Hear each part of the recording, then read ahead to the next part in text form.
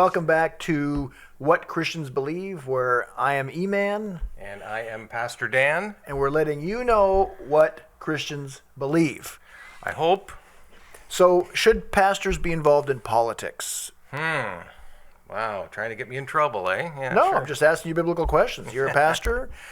I would think you better tell me more about what you mean by should pastors All right, be I'll involved give you an in example. politics. Was Moses involved in politics? Was Moses a pastor? Pretty much. I mean, he was a a spiritual prophet. leader. Okay. Yeah. Okay, so that's your out then. Should pastors be like Moses? Now, Moses had a special calling. For sure he did, yeah. So, in the sense, I get it. It's not necessarily a blueprint for a pastoral ministry. Right, I get right, it. yeah. But let's establish that God uses men often politically. It was a political revolution that he ushered in. Military, economic, political, everything about Egypt changed after the slave labor left with Moses. Yeah, right, yeah. And so God does see fit to function politically. Yeah. Well, again, what does that mean? Define the terms, right? Because there's a lot of Christian people who have a leaders- different idea of what it means. Christian to be leaders politically. confronting the highest levels of power and revolting. Well, yeah, I think we can all agree that that's Okay. happened several times. Nehemiah, right? Asked for political permission, so he had to get political to ask for permission to rebuild the wall. Yep. He had political enemies while building the wall. Absolutely. And they built the wall in defiance of political enemies, including with the ability and willingness to do violence. They had swords on one side, and they were building walls with the other hand. It says it in Nehemiah. Yep. Yeah. In case they were attacked. Correct. Yes. Yes. Not to. Yes. Daniel. Daniel defied. He was involved in politics. He didn't try to convert Babylon. He just functioned in his ministerial role with the Babylonian government. Yep. But he also only obeyed his culture so far.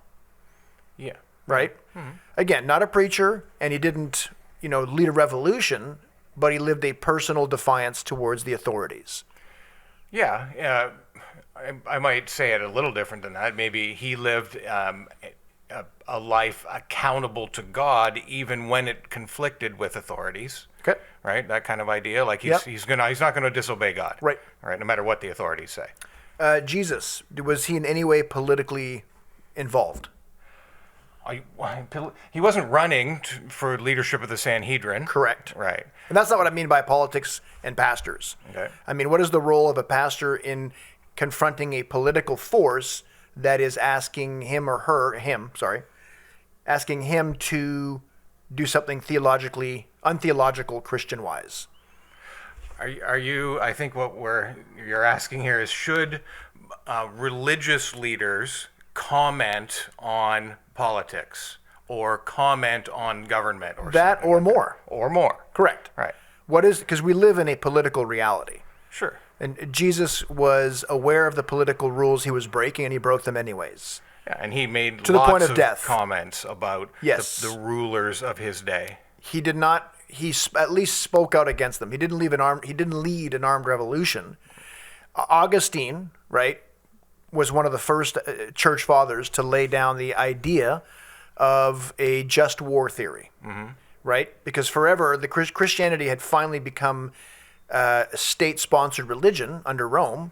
They now had, in essence, an army, which was not theologically incompatible as far as Augustine was concerned.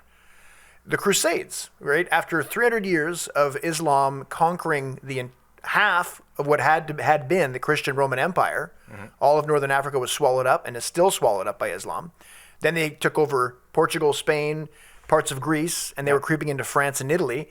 And after 300 years of what became obvious to the Christians and the Pope was this was a old school Alexander the Great style, Genghis Khan style invasion. That's what Islam was. It was a conquering empire. And they said, enough is enough, we fight back. People look at usually hear about the Crusades in a derogatory term. Right. But I'm like, really? Had you lived in France at the time or Spain, I think you would have thought otherwise about having your land taken back for your way of life. Yeah. Right? That's political and military. Yeah, absolutely. From the days when the head of state and the head of the church were very often the same person. Okay. Right? So I agree, everything you said, but that's a different political reality than we live in now. Correct. Right. Martin Luther, the reformer. Yeah. He, in a sense, with the Magna Carta and the Reformation, are pointed as the two things that created the Western world the way we know it. So, what's the Magna Carta again? Magna Carta was in the 1200s. 1215, King John of England sat down, and the 25 major barons or landowners of England had unionized against him. Because the king was a traditional king at that time. You know, I want to go to war. Give me your peasants to go to war. I'm doing my own thing here. And they're like, wait a second. You take more and more of our young men. We can't run our farms. We can't run our economy. So the barons unionized against the king, and they came to a treaties, and it was overlooked by the Archbishop of Canterbury at the time, Stephen Langdon. And they came to it's considered in Western civilization one of the legal political pieces of revolution that ended up snowballing into what we know of as the Western world. Okay. It was it wasn't anything like what we know of as the Western world now. It basically asked the king to give power to the landowners. So it stripped power away from the king. And it wasn't until about 100 years later that it really began to be enacted and snowballing, and eventually it led into British common law, which gave the people a voice in what punishments would be for crimes. Because if you're the king, it's easy to be unreasonable because you're not connected to the peasant working hard all day, every day. You overtax them. So if they steal to feed their family, you're cutting their heads off. And they're like, whoa, there's got to be some balance here. So that sort of balance of power, stripping power away from centralized power, began with the Magna Carta. Okay. Evolved into British common law. And then eventually the Reformation put steroids on that whole process, because one of the key DNAs of the Reformation is eliminating the expert class. You had the expert clergymen. They told everybody how to read scripture, and they were the only ones who could read Latin and Greek texts. So they had absolute centralized power over theology. Right. And as we saw, that corrupted theology even more than it already was. Centralized power is something God did not institute in the original blueprint for Israel in the Old Testament. Right. The theocracy of Israel in the Old Testament was God's law administered by judges, which is remarkably similar to the U.S. Constitution and the Supreme Court. It's meant to have no centralized totalitarian power. Right. Throughout history and biblically, it's a bad idea. God warned them in 1 Samuel, you don't want a king. You don't want a king. Their own sin had ruined their society, and they said, no, we want a king, because then it'll make us like everybody else, and that'll solve our problems. Right. God says, no, your unrepentance is your problem. A king will oppress you even more. Right. And they said, we still want a king. He goes, have at her. Okay. Again, I see that a lot of parallels between then and our society now. They're saying free market capitalist, Judeo-Christian ideas of decentralized power have gotten us to this point. No, it's been the corruption of our society that's led us to the point where our economy is the way it is.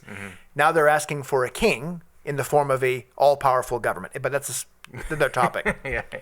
The Reformation ushered in the expert class's demise. Right. Theologically.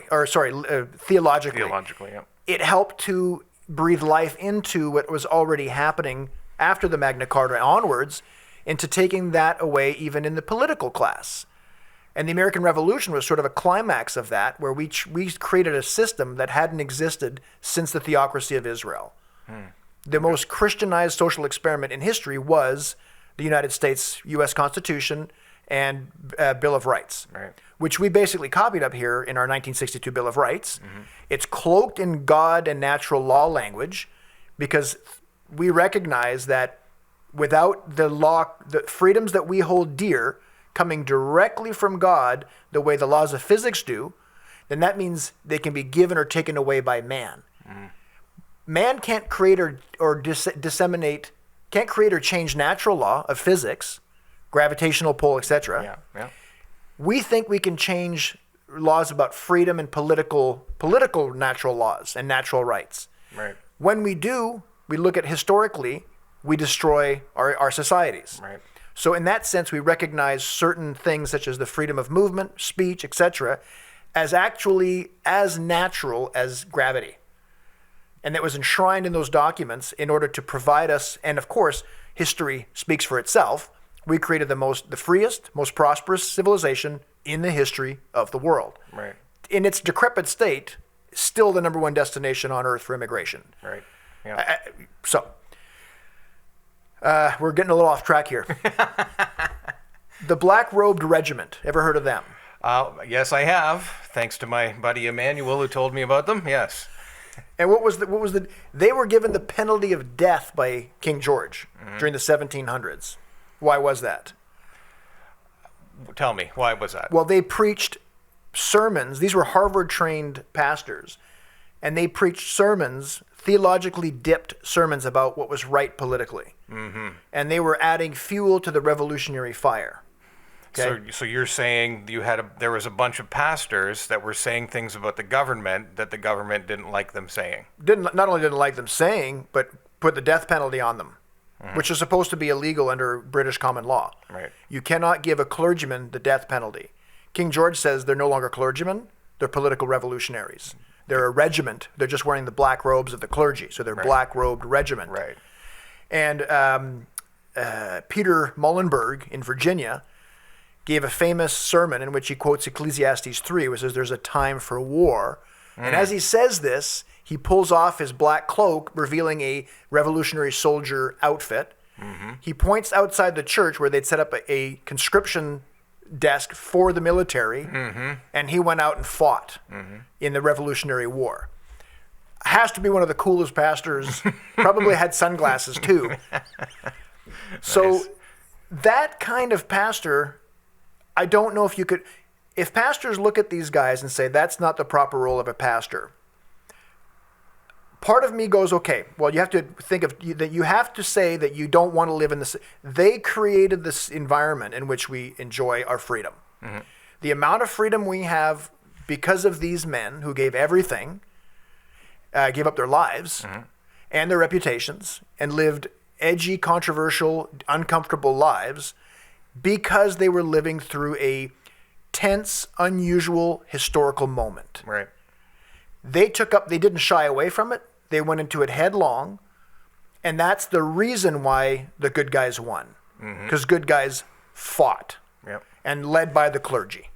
Mm-hmm. What if a pastor in living in the times in which we live, right? For the sake of clarity to the audience, we're living in the 2021, 2 years into the lockdowns. The government, using COVID as a reason, has suspended our charter rights, which is supposed to be under only incredibly heinous circumstances and very temporary. It's feeling pretty permanent to me. And most pastors, I would say 99-point-something% of pastors are okay with that. So either they're not diagnosing the historical times in which we live, or they don't think pastors should get involved in historical times. At which point I say, do you say that to the Black-Robed Regiment? What about the 1800s abolitionists? Christian pastors who led the fight to end slavery, making the Western world the first ever society in history that we know of to outlaw slavery, which was happening all over the world. Should they have fought that fight? Because that's a political fight. Yeah, that's. I think one of the first questions you have to ask, I would ask as a pastor, is the government doing something wrong, right? And if they are, then I think we have an obligation to speak the truth, right? So if you talk about the revolutionary situation of the 1700s in the United States, yes, the answer, the government was doing something wrong. They were being terribly oppressive and unjust in the way that they were ruling the colony, right?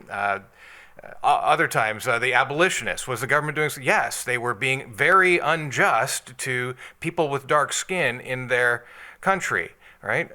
So when the government oversteps its bounds, when the government reaches beyond or fails to live up or even tries to mislead or harm the people that they are tasked with protecting, I think it's incumbent upon all Christians to tell the truth and to speak to the people around them, the world around, to proclaim to the world around them, whatever sphere they have, with gentleness and respect, but with boldness and clarity, and just tell the truth. Mm-hmm. Yeah. Well, like, what else are you going to do? Yeah. Right, no, right? I agree with you. And again, I'm not directing this towards so you. the question is now, in 2021, it's July something, right? Is the government doing something wrong? Yes. So my answer is yes. I mean, it seems fairly evident to me that the government is not being honest, right? They're not being truthful, which is a big problem. Yeah. So if you're just one example of, a year ago, you could be deplatformed, which is removed from like Twitter and Facebook and YouTube and all of that stuff, for saying anything in a video or a tweet or anything about, I'm not, I wonder if the virus came from a lab in Wuhan. Delete, they're gone. Right? Because that's not acceptable. That's not the truth. We can't have that out there. And now a year later, we've got Fauci's emails, and they've known the whole time that the virus was in Wuhan. They were making it in Wuhan themselves. Well, they had a lab called the COVID SARS, It's been going on for years, right? We find out all this stuff, right? Yes. Just one example of the government hiding truth from its people and punishing people if they question the government's, the media's stance on this. I think that's wrong. I think that's very dangerous for a society when you have obviously the media complicit with the government's speech, and the government's speech is not truthful. Right. So now we have an untruthful media tied up with an untruthful government. Yep. That's not how things are supposed to go in this society that was founded on the Magna Carta and the Reformation and Yep. all of these things. Correct. So that's the question. Is that really happening? Right? Because, in my lifetime, I think, I'm 50 something now, and when I was a kid, I think there was much more of a trust in authority, but I think because there was also authority upheld truth more. I think they wanted truth in the beginning, but it's degraded, like you said. Corruption and corruption always grows. Yeah, I just don't think we can operate now that people in power love the truth. It doesn't seem like they love the truth. Right. Yeah, and again, to me, it's very simple. We have a Charter of Rights and Freedoms in Canada, and it guarantees freedom of assembly, freedom of movement, freedom of speech, etc. Now, it does give itself, unlike the U.S. Constitution, there is the first clause in our Charter of Rights is the Notwithstanding Clause, which allows the government to suspend individual rights, including assembly and movement, and I don't know if it includes speech. I'll have to look that up, in cases of extreme distress. Now, I think that those who put that in the 80s did not have in mind anything other than a radical, wartime or true pandemic event. For example, if we were living in a time where we had the Spanish-style flu of the early 1900s, where within a week of contracting it, you're drowning in your own blood from your lungs. You don't need to regulate me, to be honest with you, at that time. I'll be hiding in my house, thank you very much, greeting you with a shotgun. Because at that point, we all know when we're in a real pandemic, right? So when it gets to the point where a year and a half into COVID, this doesn't have to be about COVID today, but let's use it as an example. Year and a half into the pandemic, we have so many, this has captured the world's attention for a year and a half. The amount of studies and data that's been collected on COVID, we're no longer in March 2020 when none of us had any idea. At first, I was fully on board, like saying, I didn't like the lockdown idea. I thought that was sinister sounding, and turns out my intuition, I think, was right. I thought to myself, okay, well, I'm not going to come right out. I mean, let's just see what happens. Right. Well, now that we're living a year and a half later, and the U.S. CDC has completely illuminated how deadly this is for anybody who's not sick, old, or fat. morbidly obese. And it's extreme. It's so low that I'm starting to wonder, okay, this is at the very least mismanagement, if not something more sinister. At which point, unfortunately, when I look around at the landscape of Christianity, and most churchmen and most leaders of the church, pastors, etc., do not see it the way that I see it. I was reading Isaiah 6 the other day, where he's given a ministry and he's essentially told they won't listen, but you'll preach anyways. And I will wipe everyone out except that small remnant of people who actually hear the truth. It feels like one of those times. Yeah, it feels like it to me too, but there's people that don't agree with that. I believe that we are living in similar times to the Revolutionary War era. There's something's going to change here because things aren't working the way that they were set up to work now. So what would you say to the 99+% pastors who are have basically outright said they will not disobey the government? What would you say to them? I think that that's quite a line to draw. I don't think it's true either. Like if the government told you that they wanted everybody to microchip their children, you think how many pastors do you think would actually fight that? You going to do that? I think most pastors would. Right.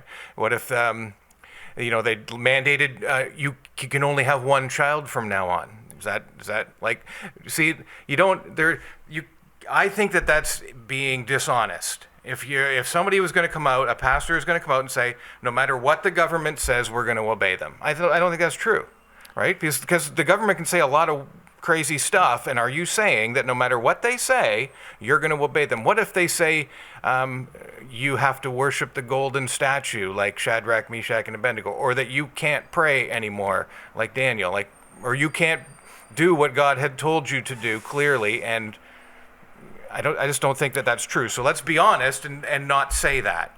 I think most pastors would agree with you right here and say, oh, yeah, I've got my red line that I don't cross. Right. What would their red line actually be when push comes to shove? Unfortunately, at this time, I don't know if I would put more than 10% of pastors as having any line. There's a funny way that as the line gets pushed slowly enough, there's a way for the mind of modern Western pastors to do a lot of gymnastics and come up with very cleverly devised tales as to why what they're doing is just being clever as a serpent and innocent as a dove. Yeah. I think most Western pastors, not you included, by the way, are businessmen. They're leading a small branch of Christianity Inc. Right. They want to live a nice life. They want their family to have a nice life. Nothing wrong with that. But their role was not to be a businessman. Their role is to be the leader, the shepherd of the church, in the ways that some of these past pastors who were very political turned out to be, where they laid everything down in the same way that the not taxing the church rule was meant for small pastoral towns in which the church had no money, and to tax them would have burdened them to the point of perhaps extinguishing the presence of the church in North American life. But the clergymen of those days were not wealthy. It's a joke to look at a Joel Osteen or other mega pastors. Their church exemption is hard to defend, if possible at all. I don't defend Joel Osteen's 70,000 person arena style church, his multi-million-dollar lifestyle. In a sense, it's changed over time. The pastoral ship has changed over time. One of the ways that it's changed in North America and Western Europe, mainly I'm thinking of the West, we have never really been persecuted as Western Christians. I'm soft. I'm not saying I'm some sort of tough guy. I fear what's coming down the pipes. I fear things that would have made other Christians and other Christians today living in other countries laugh and be embarrassed by. Okay? For me to lose my lifestyle, I don't like. But that's because I'm a soft Western Christian. I shouldn't be surprised that the leaders of the Western Church are very soft as well. Yeah. I mean, one thing, again, I think all Christians, especially pastors, you need to tell the truth to people. You need to declare the truth. You need to call out things that are not true when you encounter them. All of these things. Proclaim the word in season, out of season, basically when it's popular, when it's not popular. Paul tells Timothy, right? All scripture is beneficial for changing you and transforming you and enlightening you. And the declaration of the word of God transforms people's hearts and minds. All of those things, we have to speak up and call out inconsistencies and lies and untruths wherever we see them. We have to call out any lack of conformity to God's word, right? Or any overreach that's gone beyond what God's... I know another mission in our world, kind of like when, the abolitionists are fighting, they just, like, you have to call it out. That is wrong, that is sinful. God will hold us accountable if we do not change this. And I just think that the church is going to have to fill that role now again, because it hasn't had to do that for so long in the West. And we got to realize that our aversion to persecution is a very Western thing, because the rest of the Christian world is already living in the thing that we're so afraid of. I just watched a video from Nigeria, and it was Christians being beaten and semi-unconscious. This is all on video, which is banned on YouTube, by the way, and even on Rumble. A friend of mine actually posted this, and these Christians are being beaten by their own fellow man. This is in Nigeria. They're pushed into a ditch, they're covered in dry leaves and lit on fire. And these Christians are sitting there burning alive, semi-conscious, getting kicked in the head, everything. And here we are, in this last 6 months, Christians were not willing to get a parking ticket to disobey their government. That worries me. And again, a study came out recently, a pastor friend of mine admitted this. He said, the missionary board he works for said they found that during the lockdowns, pastors averaged an hour of 10 hours a week of work, right? Full pay in almost all these instances, 10 hours only a week of work. Now, I don't know about how pastoral ministry works, but if I ran a business at 10 hours a week, I'd be broke. Yeah. I'd go under. Yeah. So clearly, these pastors, I hate to say it, especially these larger churches where they have a decent salary, they're used to being pulled in every direction. It's one of the toughest jobs you can have. I can't imagine doing it. It's been good to them. They've had a paid vacation as far as I'm concerned, which helps to expose. Here's another question I have. At what point do you look at the modern pastoralhood and go, the degree to which you ignore a political injustice starts to become a theological sin, where it starts to even call your salvation into question? Because if you're Dietrich Bonhoeffer in World War II Germany, he was a pastor under the Nazi regime in World War II, escaped for a period to the U.S., and then when he realized, he called Hitler what Hitler was, and 80%, he was a high-profile clergyman, Dietrich, theologian. He goes around Germany during the beginning of Hitler's reign and says, this guy's bad news. Do not align yourself with him. Do not make deals with him. He is bad news. 80% of churches slammed the door in his face, essentially. They said, you're an alarmist. You're crazy. We don't want any trouble. Who turned out to be right? Yeah. He came in, he was even involved in a plot to assassinate Hitler. Yeah. That's the reason he was hung. He was hung, and 2 weeks after he was hung, the Allies came and freed his prison camp he was stuck in. Yeah. Which is obviously God ordained. God wanted him home. The letters from prison that he wrote are some of the best modern Christian writings we have we have the equivalent, not the equivalent, but in the style of Paul's prison letters. Tremendous amount of pressure creates a tremendous amount of wisdom in a Christian heart, Christian life. Yeah. So at what point do you say to a pastor, you're starting to doubt the veracity of their faith, considering how much information is put before them about the injustice, and they turn a blind eye? Yeah. You're asking tough questions. Does political theory become theology at a certain point in time, synonymous with it? Yeah, I might be a little different than some other. You get different answers for this from other pastors. I'm asking you. I don't think it's ever been disconnected.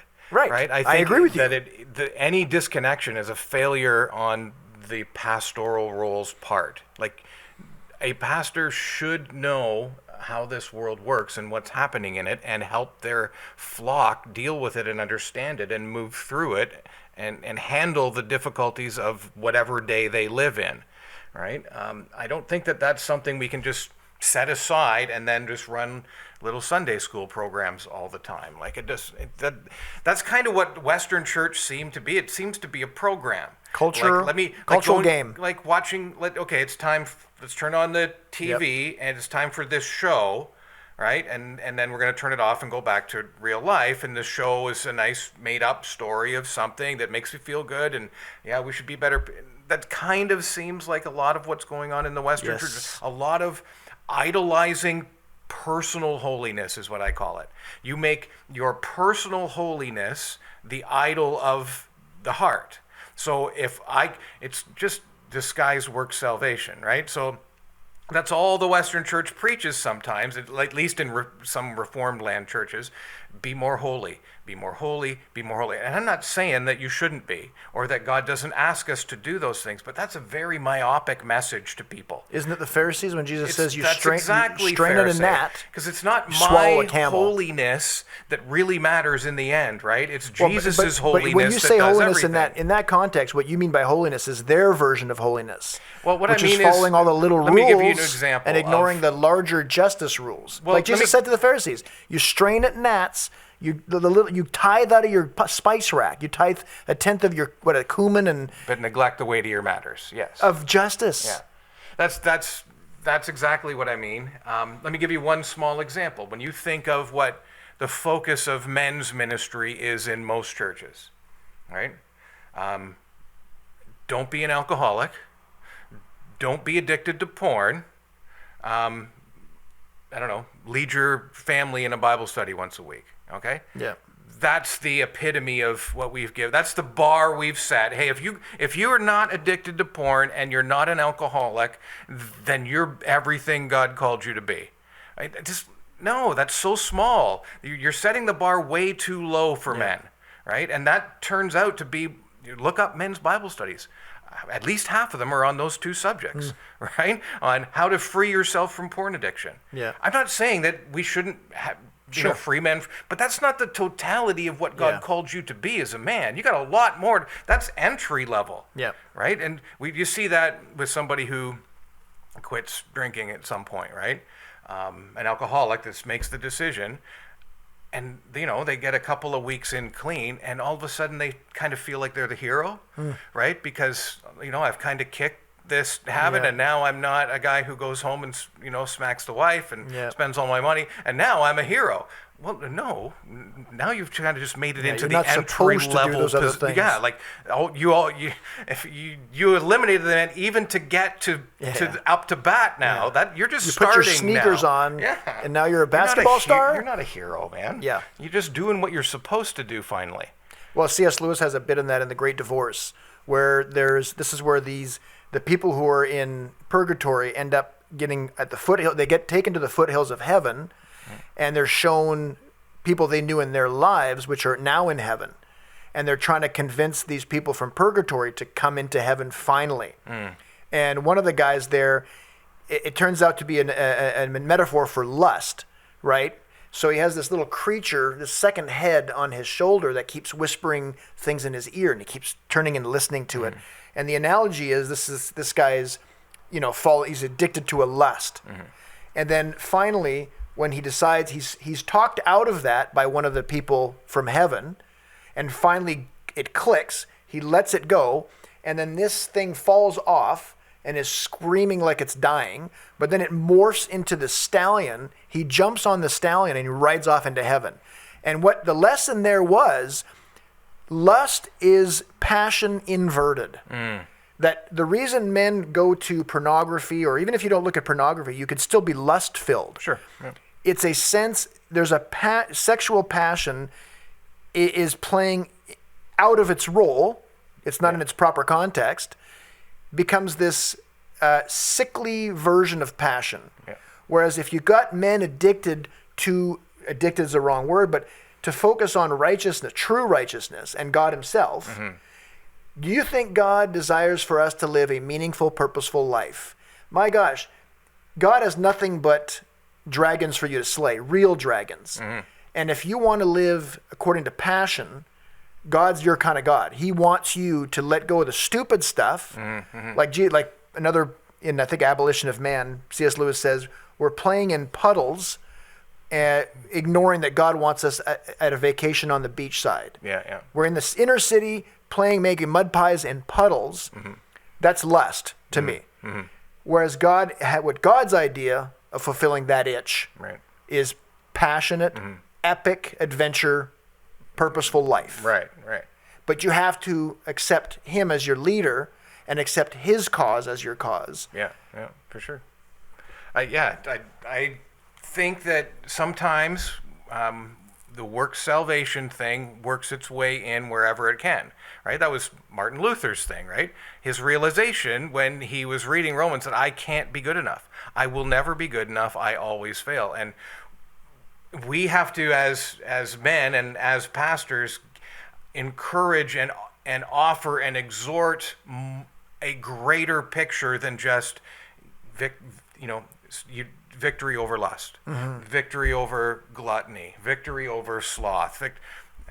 Yes, but Jesus is the victor.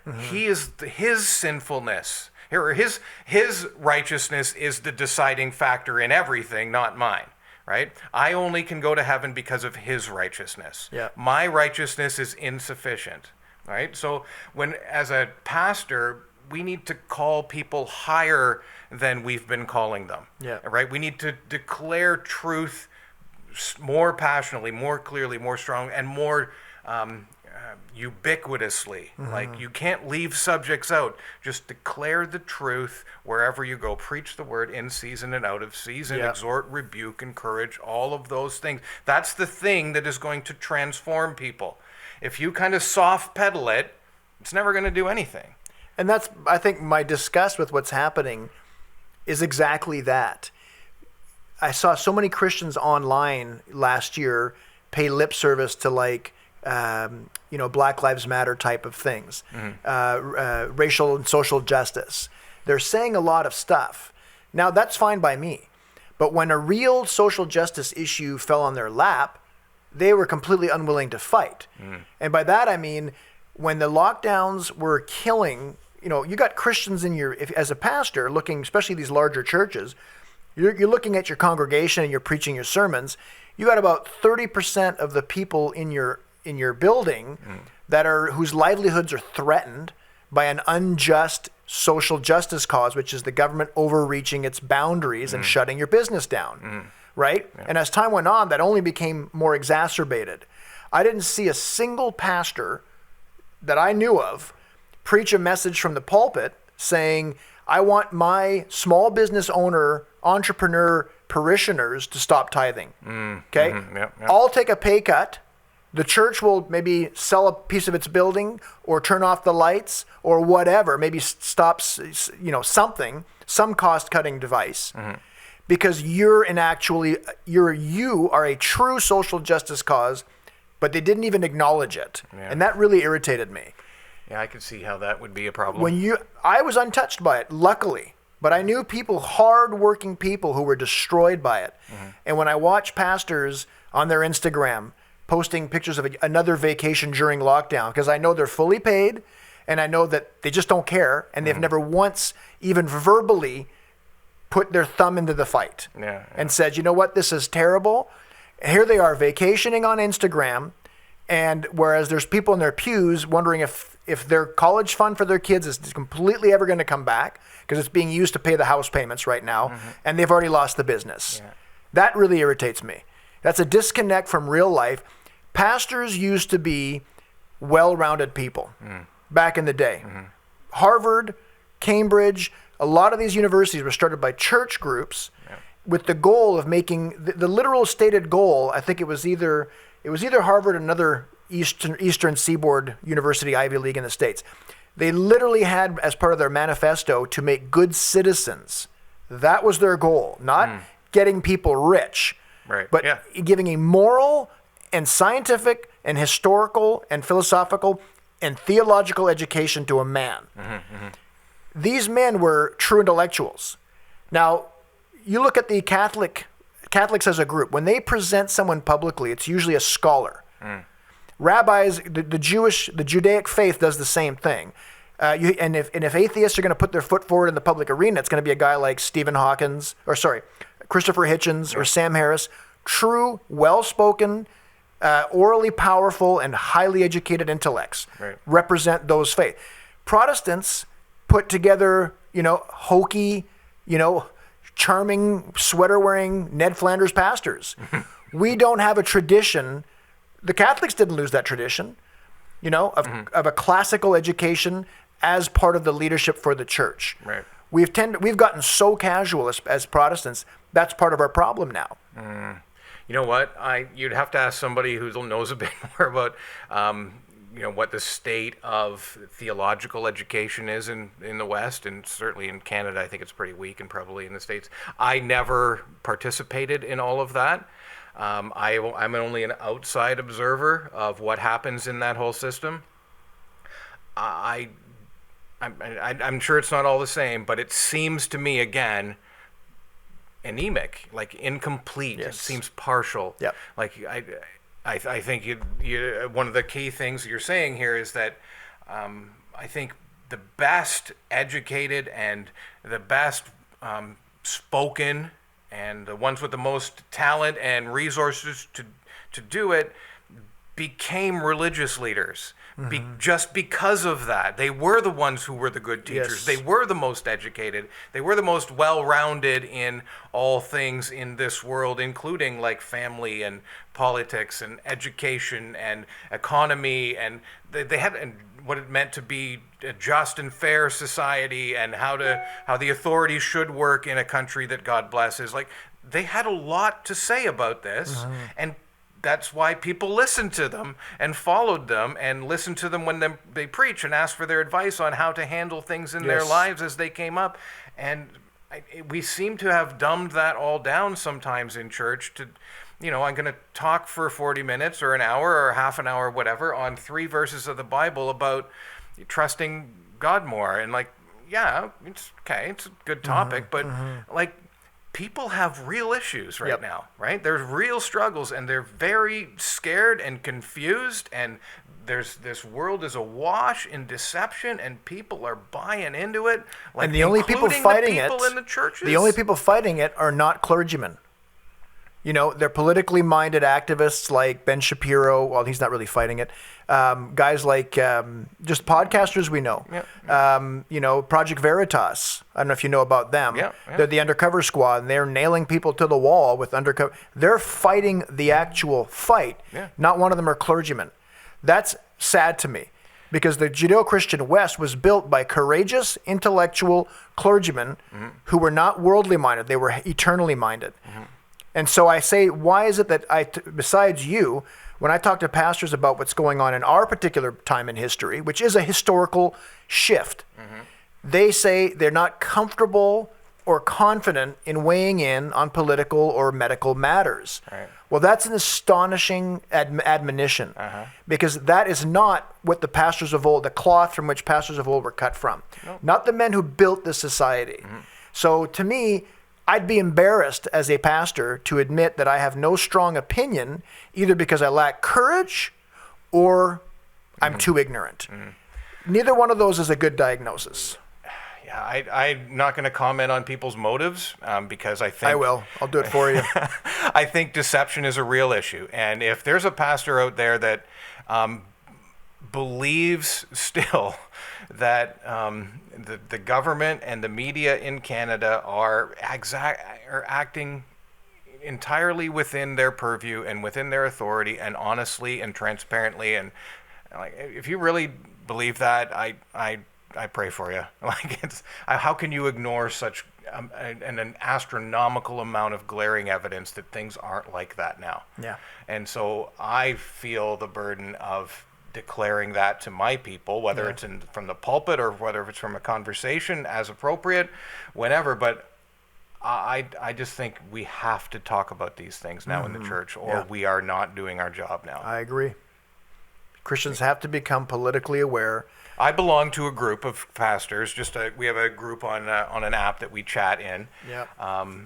That aren't dropping the ball. Yeah. Right. No, that I know. do believe in some things Yes. and a couple of them have gone to jail for it already Yep. in Canada. And so, we talk a lot about what exactly this future is going to look like and what are we going to do and why and how and what does God call us to do. And I'm increasingly more burdened for just the people that are here with me. Right? I don't have a calling to go and transform the world on this, but I do have a number of families who attend this church and listen to me and talk to me and ask questions, and I better have answers for them that are as closely aligned as to the truth as I can figure out and find. And so I spend a lot of time, and I think a lot of the guys that I'm talking with spend a lot of time trying to figure out how God has called us in this time and what are we supposed to be doing as these things continue to roll out and as the deception continues to just soak everybody. How are we going to get the truth out? How are we going to get just our people to question things that are very hard for people to question? I'm not unsympathetic to these things at all. Neither. It's very hard for people to accept that things aren't the way they've been presented to them. Right? We don't want to think that this is what's happening. We don't want our life not to go on being great, right? And you get all the stuff that comes with the American dream lifestyle. Yeah. There's no guarantee of that in the Bible. In fact, the opposite seems to be guaranteed. And this is one of the issues I have with you might laugh, I don't know if you'll cut this out later, but with the pre-tribulational rapture idea. Oh, it's for sure getting cut.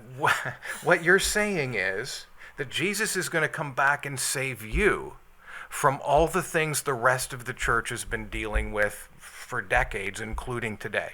The rest of the church, the Christian church in this world, is being killed every single day.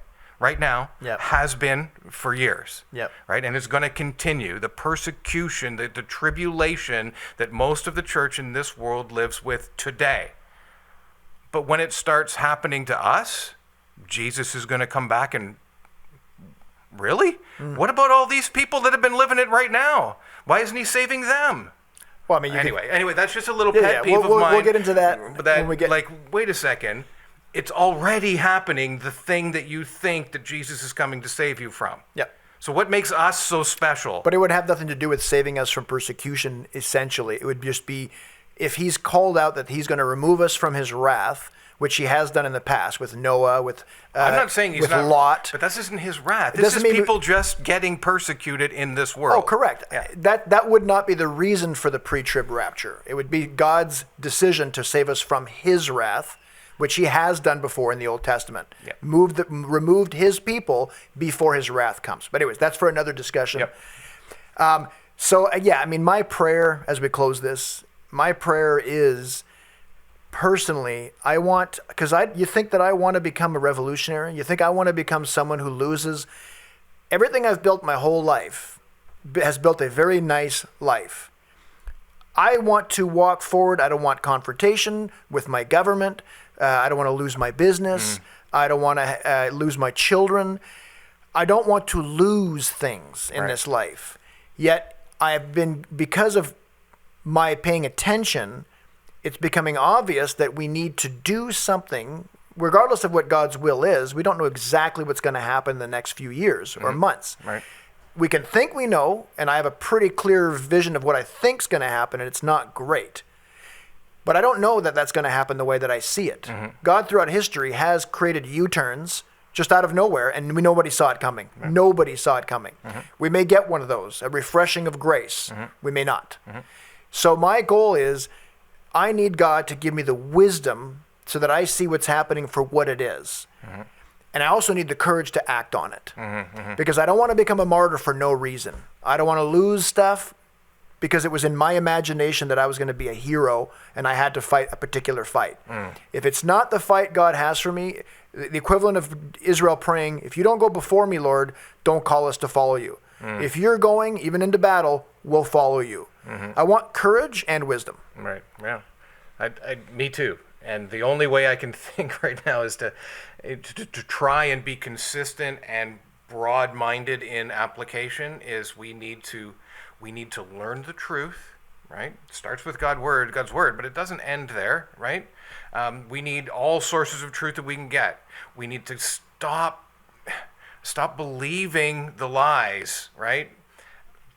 So learn the truth, know the truth.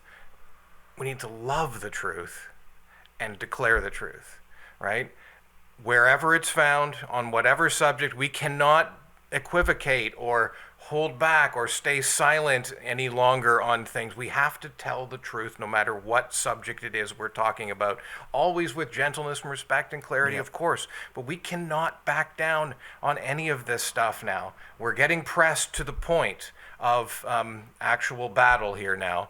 And there's a lot of things that we as Christians believe are true that are very unpopular in the world, and actually that the world thinks are not true. Right? We believe that God has defined marriage. We believe that there's a man and a woman. There's only two genders. Right? We believe a lot of things. We believe abortion is murder. We also believe that the government's lying to us, or at least I do. The government is not being truthful, and we should, and therefore we need to speak up and tell everybody around us, hey, wake up. Something's not right in Denmark, right? So, and Canada. So I just think we have to get back to, like, just tell the truth, declare the truth, and love. Don't be satisfied with ignorance. Don't be satisfied with, I can't figure this, or I'm not sure, and who's not. Get in there and figure it out and compare it to God's word, and then tell people what you have learned and what you understand and how it has changed, and do your best to persuade your friends and families and those around you of the truth. Isn't that the whole point of being a Christian, right? Go therefore and make disciples of all nations, baptizing and teaching them. Just teach people what's true. Yes. Forget about whether it should be a commentable subject. No, that whole thing, don't talk about religion and politics. Yeah. Just throw that out. I wish nobody had ever said that. Yep. Now we got a bunch of people who don't know how to talk about religion and politics. Yep. And you know, the way I keep in mind as a Christian, do you want your life to be eternally significant or temporarily pleasurable? Yeah. Because it's often one's the opposite of the other.